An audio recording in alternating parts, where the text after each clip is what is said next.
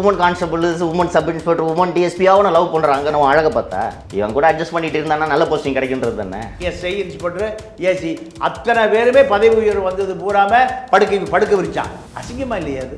உன்னையெல்லாம் தூக்கில் போட்டிருக்கணும் அயோக்கிய பயல்களை. இல்லை, சவுக்கு சங்கரே நேர்மை இல்லாத ஆள் தானே.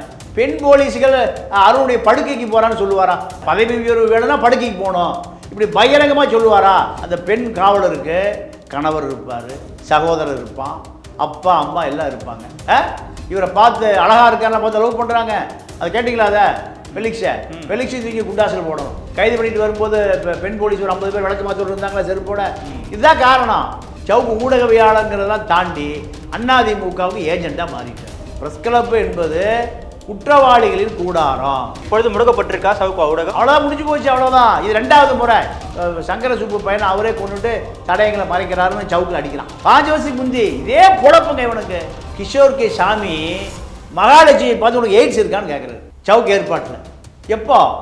15 யூடியூப்ல இருக்கு பாருங்க. சவுக்கும் கிஷோர் சாமியும் கூட்டாளிகள் திருட்டு பயிலுக்கு 2 பேரும். சிட்டி பாக்ஸ் மீடியா நேயர்களுக்கு வணக்கம். இன்றைய சிறப்பு நேர்காணலுக்காக நம்முடன் இருந்திருப்பவர் மூத்த பத்திரிகையாளர் தமிழ பாண்டியன் அவர்கள். வணக்கம் சார். வணக்கம்.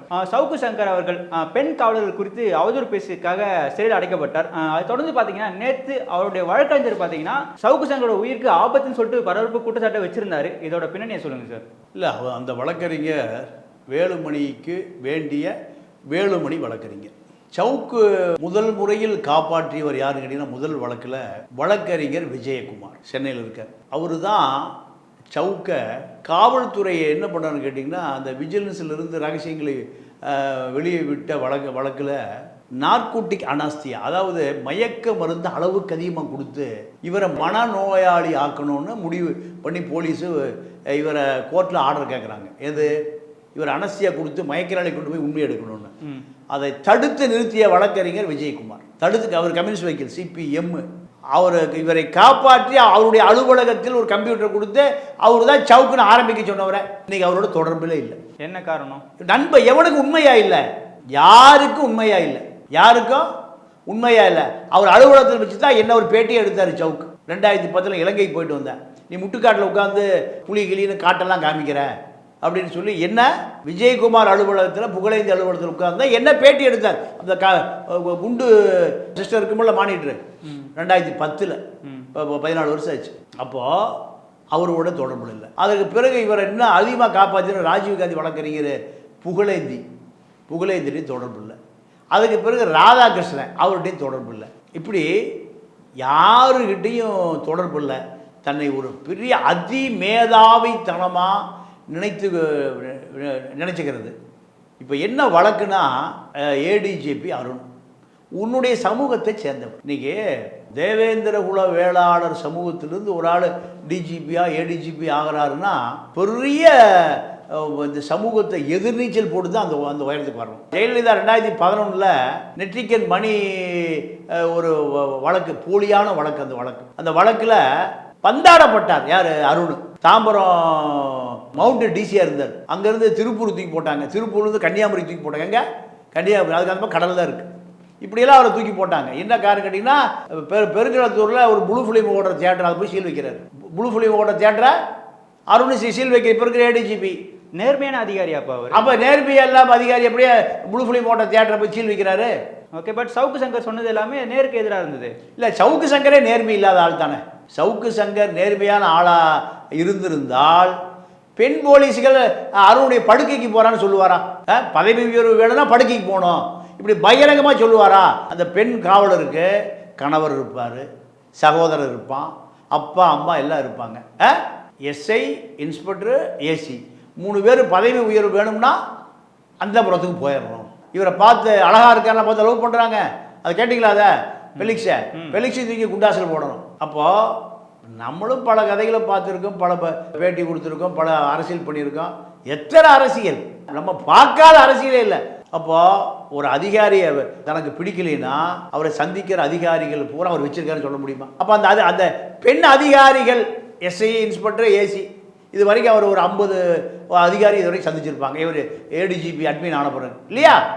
அப்போது அத்தனை அதிகாரி படுக்கை பகிர்ந்து கொண்டான்னு சொல்ல முடியுமா?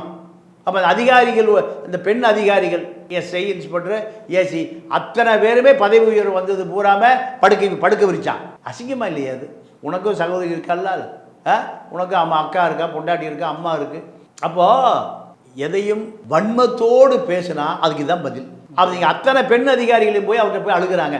என்ன சார் இப்படி ஒருத்தர் பேசிகிட்டு இருக்காரு, நீங்கள் பேசாமல் இருக்கீங்களேன்னு. யார்கிட்ட? ஏடிஜிபிட்ட. ஏடிஜி நான் என்னம்மா பண்ணுறது, இது முடிவு பண்ண வேண்டியது சிஎம்மா. நாங்கள் சிஎம்மை போய் பார்க்கட்டுமா?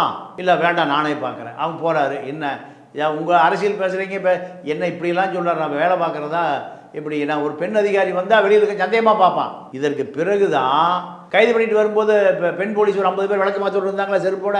இதுதான் காரணம். ஸ்டாலின் உத்தரவு பேரில் இந்த அரெஸ்ட் நடந்திருக்கு. அதாவது ஸ்டாலின் உத்தரவுலாம் இல்லை, அவர் அனுமதி கொடுத்துருக்கார். ஏன்னா இவர் ஒரு மீடியாவை சேர்ந்தவர், பழி வாங்கிட்டா நாளைக்கு பேச்சு வரக்கூடாது. அதனால் சட்டப்படி என்ன நடவடிக்கை எடுமோ சட்டப்படி அவரை பேசும்போது அவர் நடவடிக்கை எடுக்கல.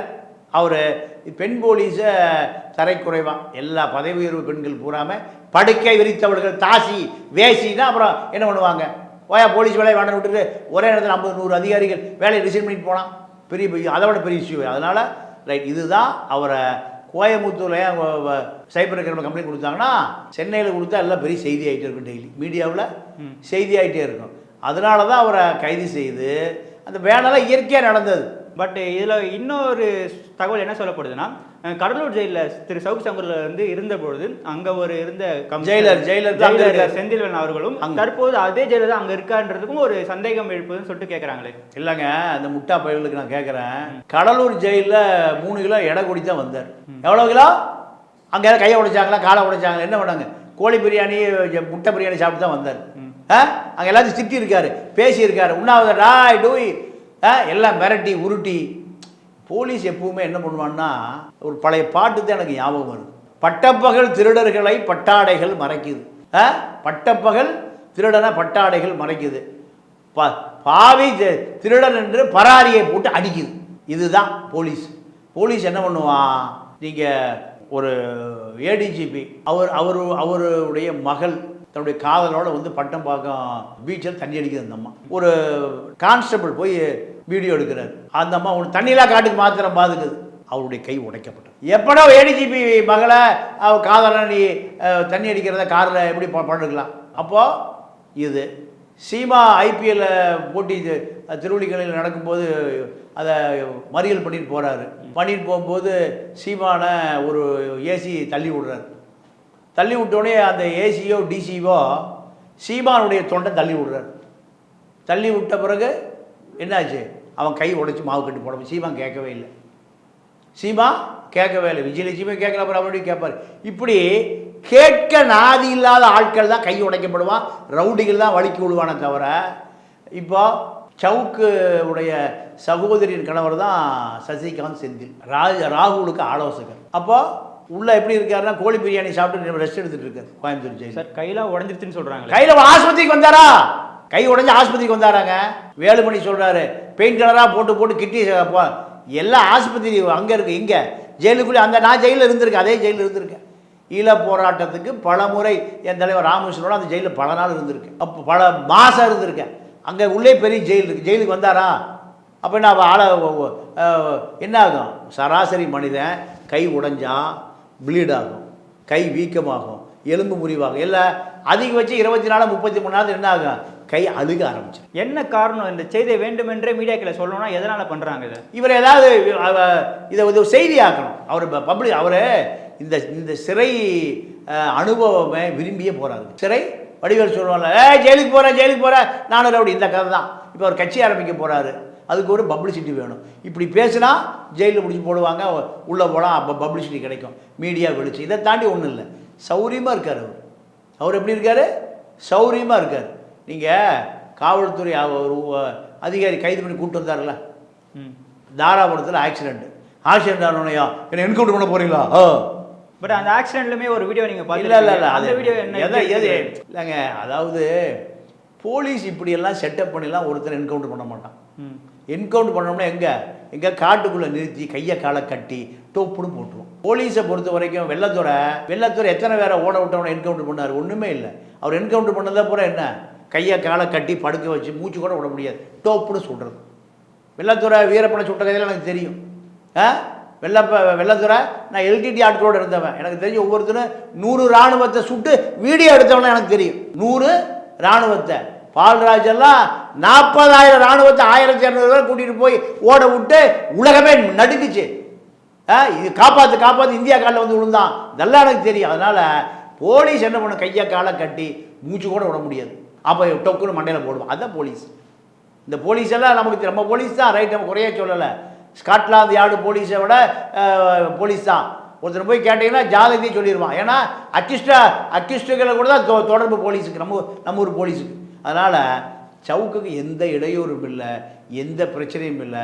சௌரியமாக கோழி பிரியாணி சாப்பிட்டுட்டு சௌரியமாக படுத்து கிடக்காரு எங்கே, கோயம்புத்தூர் ஜெயிலில். அதனால் இதெல்லாம் ஒரு மீடியாவில் பப்ளிசிட்டி பண்ணுவதற்காக தொடர்ச்சியாக இது போன்ற விளம்பரங்கள் செய்யப்படுகிறது. பட் கஞ்சா வழக்கு வந்து பதிவு செஞ்சிருந்தாங்க. இன்னைக்கு பார்த்தீங்கன்னா கஞ்சா கொடுத்தவரையும் அரெஸ்ட் பண்ணியிருக்காங்க. இதெல்லாமே உண்மையாலுமே அவர் கஞ்சா பிடிச்சாரா இல்லை இது பொய் வழக்குன்னு எடுத்துக்கலாமா? இல்லை, அதாவது உண்மையாகவே அவர் கஞ்சா பாவிக்கிற பழக்கம் இருந்தாலும் கூட போலீஸ் போட்டால் பொய் வழக்கு தான். போலீஸே சரி, நான் 100 கிலோ கஞ்சா வச்சிருந்து பார்த்தோமா இல்லையா? அப்போது சுதாகரன் சசிகலா அவருடைய அக்கா பையன் ஜெயலலிதாவுடைய மகன், அவன் தான் அடுத்த முதலமைச்சர். இப்படி தான் சிவாஜி வீட்டில் பொண்ணு கேட்குறாங்க. அன்னையில் முதலமைச்சர் அலுவலகம் மாறிடும் இப்படியெல்லாம் கேட்டாங்க. திரும்பி பார்த்தா கஞ்சா கேஸ். அப்போது காவல்துறையும் பொய் வழக்கும் பிரிக்க முடியாது. அப்போது சங்கர் கதையும் உண்மையாகவே கஞ்சா, ஜெயகாந்தன் எழுத்தாளர் ஜெயகாந்தன் 24 மணி கஞ்சா குடிப்பார். கஞ்சா வாங்கி கொடுத்தோன்னு தெரியும், போலீஸ் எல்லாம் பிடிக்காது. அது ஜெயகாந்தா எப்போவுமே கஞ்சா மப்படி தான் இருப்பார். அதே போல் பல பத்திரிக்கையாளர் எனக்கு தெரியும் கஞ்சா மப்படி இருக்கிற ஆட்கள்லாம். அதனால் நம்மளே சொல்லக்கூடாது கஞ்சா குடித்தாரா, தண்ணி அடித்தாரா, பீர் அடித்தாரா, ஒயின் அடித்தாரா, இல்லை எதா அது விடுங்க, அது அவருடைய சொந்த பழக்கம். ஆனால் காவல்துறையை பொறுத்த வரைக்கும் காவல்துறை வழக்கு போட்டாலே அது பொய் வழக்கு தான். காவல்துறை எதை சொன்னாலும் அது பொய்யாக தான் இருக்கும். அதனால் மக்கள் நம்ப மாட்டான். அதனால் இந்த கஞ்சா கேஸு நான் பெயிலபிள், வெளியில் ஈஸியாக வர முடியாது. அதுக்காக கஞ்சாவை பயன்படுத்துவோம். அதிகபட்ச கஞ்சா வழக்கு பூராமல் அரசியல்வாதி மீதோ பத்திரிகையாளர் மீதோ எழுத்தாளர் மீதோ கஞ்சா வழக்கு போட்டால் பெயில், நான் பெயிலபிள் கேஸ் அது. அதுக்காக சவுக்கு மீது போடப்பட்டு. பட் இன்னொரு பக்கம் அதிமுக, ஒட்டுமொத்த அதிமுகவும் சவுக்கு பின்னாடி நிற்கிறாங்க. இதை தாண்டி சவுக்கை ரொம்ப நாள் உள்ள வச்சிட முடியுமா? இல்லை, அதாவது அதிமுக சட்டத்தெல்லாம் மாற்ற முடியாது. அதிமுக சட்டசபையோ நாடாளுமன்றத்தையோ கூட்டி தீர்மானம்லாம் போட முடியாது. அதிமுக திமுகவை இவர் பேசுகிறாரு, அதிமுக வளர்க்குது. வேலுமணி தான், வேறு யார்? வேலுமணி பணம் கொடுக்குறாரு. ஏன்னா அவர் பெரிய காரணப்பேட்டையில் குவாரி வச்சுருக்காரு. பெரிய இன்றைக்கி 1 லட்சம் கோடி திருடி வச்சுருக்காரு. 1 லட்சம் கோடி திருடி வச்சுருக்காரு. அறப்போர் ஏக ஜெயராம 230 வழக்கு யார் மேலே இருக்குது? வேலுமணி மேலே இருக்குது. 5 ரூபா குண்டு பல்பெல்லாம் 500 ரூபா போட்டு எடுத்துட்டார். இந்த நாட்டெல்லாம் பார்த்துட்டு தான் இருக்கான். இப்போ அதே வேலையை நேரு பண்ணிகிட்டு இருக்காரு.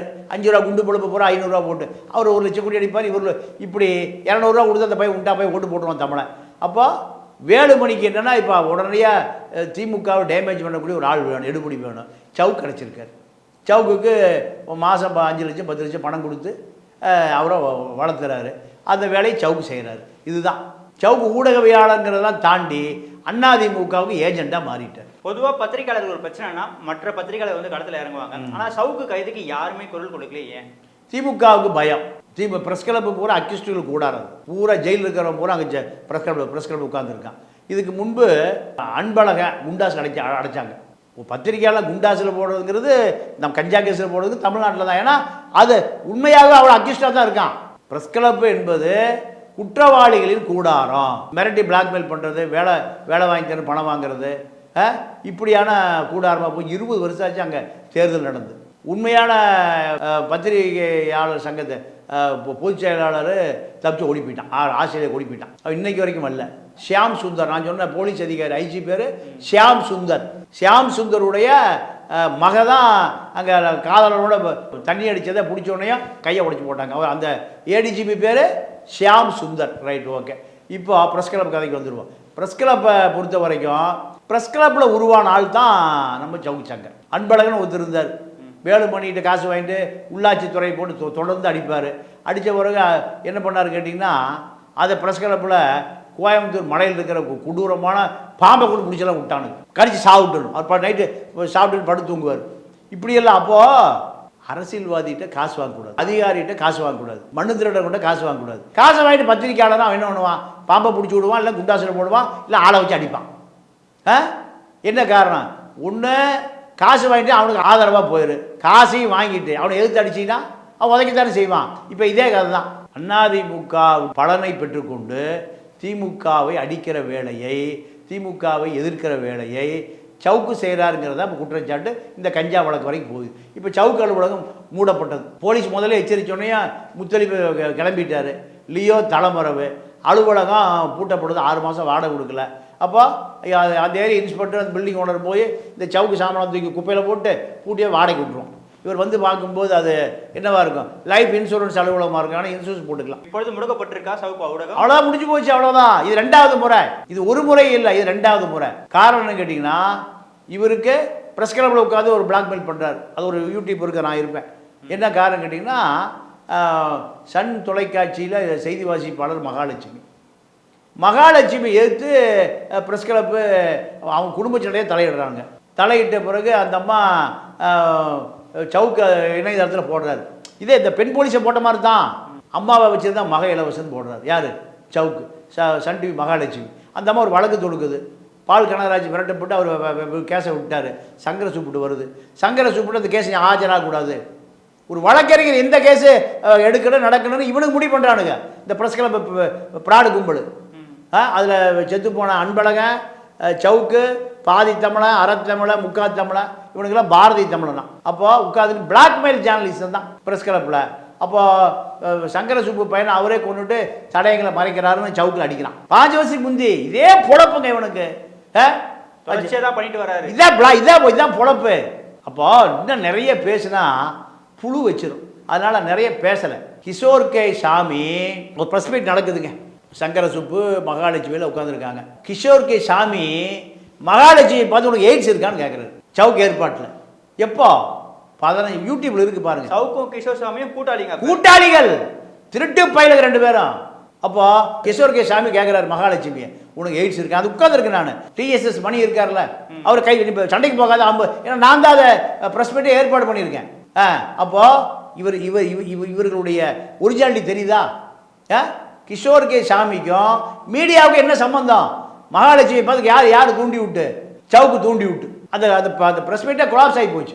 யூடியூப்பில் இருக்குது. அப்போது இவர்களுக்கு என்னென்னா பிளாக்மெயில் ஜேர்னலிசம். கிஷோர் கே சாமியை பிடிச்சி இப்போ இந்த கவர்மெண்ட் உள்ள ஜெயில் அடைச்சிதா? குண்டாசில் ஓட்டுது. நானே ஒல்லியாக இருக்கேன், என்னையா குண்டாசில், உன்னையெல்லாம் தூக்கில் போட்டிருக்கணும் அயோக்கிய பயல்களை. அப்போது மகாலட்சுமியை நேர 1000 கேமரா 100 கேமரா இருக்குங்க. என்ன கேட்குறான்? ஒரு பெண் பத்திரிகையாளர் பார்த்து கேட்கலாமா அப்படி? இந்த கிஷோர் கே சாமி மார்வாடி பையன், இந்த நாடாங்க இது. அப்போது இவங்களுக்கு இதான் தொழிலை. இப்போ இந்த பெண் காவலர்கள் போய் அழுததனுடைய விளைவு இந்த வழக்கில் சிறைப்படுத்தப்பட்டிருக்க. இப்போ கோயம்புத்தூர் ஜெயிலில் நல்லா 3 நேரம் சாப்பிட்டுட்டு வெளியே வரும்போது கண்டிப்பாக ஒரு 10 கிலோ வெயிட் கூடித்தான் வருவார், தவிர எந்த கஷ்டம் இல்லை. பெரியார் சொல்லுவதை போல தான் சட்ட விரோதிகளும் சமூக விரோதிகளும் அரசாங்க செலவுலிய அரசு விருந்தினர் மாளிகை உடம்பை தயார்படுத்துவதற்கு அரசு கட்டி வைத்திருக்கும் ஓய்வு விடுதி எது? ஜெயில். திமுக நினைத்தா இதில் கடுமையான நடவடிக்கை எடுக்கலாம்ல. கையில் அவங்க தான் ஆட்சி தானே இருக்கு. என்ன நடவடிக்கை? தூக்கில் போட்டலாமா? என்கவுண்டர் பண்ணிடலாமா? அதுக்கான தண்டனை ஏங்க இப்போ அந்த பெண் காவலர்கள் கொடுத்த வழக்கு கோயம்புத்தூரில் சைபர் கிரைமில் வழக்கு கைது பண்ண போகிறாங்க. கைது பண்ண போகும்போது கஞ்சா இருக்குது. கஞ்சா கேஸை போட்டு உள்ளே போட்டுருக்காங்க. அவ்வளோதான் பண்ண முடியும் அரசாங்கம். இது ஜனநாயக நாடா இல்லையா? பெயில் இருக்குது, ஜெயில் இருக்குது, அப்பீல் இருக்குது, அதெல்லாம் இருக்குது. அதனால் திமுக என்ன அதிகாரத்தை வச்சு என்ன பண்ணும்? இதுக்கு மேலே ஒன்றும் பண்ண முடியாது. இதுக்கு மேலே ஜெயலலிதா வந்து என்ன பண்ணியிருக்குனாராம், வர்ற வழியிலேயே கால் இருக்காது, ஜெயிலுக்குள்ளே கை இருக்காது, அவ்வளோதான். அந்த அம்மா பண்ணியிருக்கோம். ஆட்டோவில் ஆள் அனுப்பியிருக்கோம். அந்த அம்மா என்ன பண்ணியிருக்கோம்? ஆட்டோவில் ஆள் அனுப்பியிருக்கோம். அதுதான். அதனால் இதை ஸ்டாலினை பொறுத்தவரை என்ன நினைக்கிறார் முதலமைச்சர்? நடந்து போச்சு, இது இருக்கிற காலத்தை அமைதியாக ஓட்டுவோன்னு நினைக்கிறார். அது பலவீனமாக எடுத்துக்கூடாது. ஊழல் இருக்கே, திமுக ஊழல் இல்லை, திமுக பெரிய ஊழல், அதிமுக சின்ன ஊழல். இவன் ஆளுங்கட்சிக்கு வந்து இவன் 5 லட்சம் கோடி திருடுவான், அவன் 5 லட்சம் கோடி திருடுவான். இதுதானே அரசியல். இந்த மக்களுக்கு 100-200 தூக்கி வீசுவான், ஓட்டு போட்டுருவான். இதுதானே தமிழ்நாடு அரசியல். ஜனநாயக சட்டம், ஜனநாயக அவன் அமைச்சர், இதுதான் இந்த கதை தானே இதான் பார்க்குறோமே. அதனால் சவுக்கு செஞ்சதுக்கு இதுதான் அரசாங்கம் கொடுக்கக்கூடிய தண்டனை. மீண்டும் சந்திப்போம். உங்கள் கருத்துக்கு நன்றி சார். நன்றி, வணக்கம்.